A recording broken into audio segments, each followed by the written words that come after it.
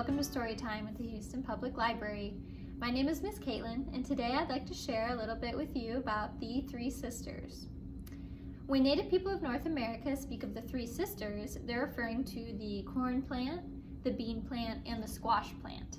These three are seen as beautiful sisters because they're planted together, eaten together, and celebrated together.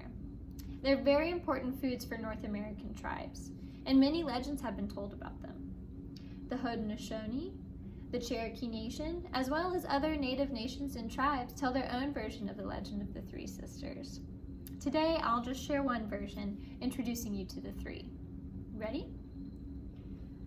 The first sister is Sister Corn.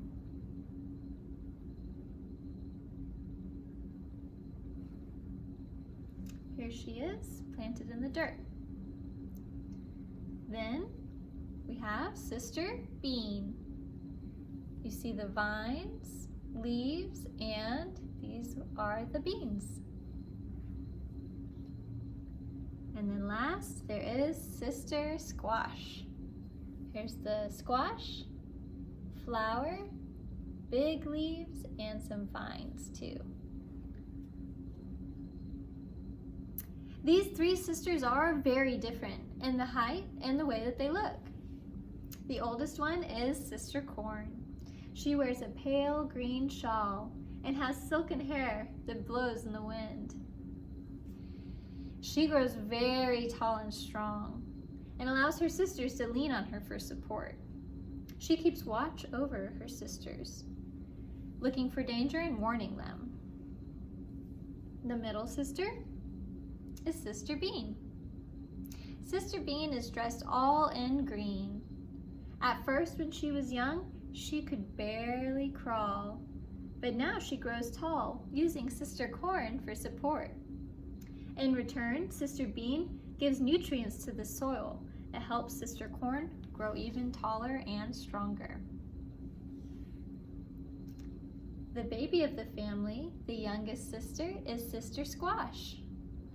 Sometimes her sisters call her Pumpkin because pumpkins are a type of squash. She wears a bright yellow sundress and has a golden crown in her hair, and she sits at the foot of her other sisters. She's much shorter than them and has large leaves that help keep weeds away and keep the soil moist, which helps her sisters. Her vines are prickly, and they help keep unwanted animals away from her sisters too. Together, they are very strong.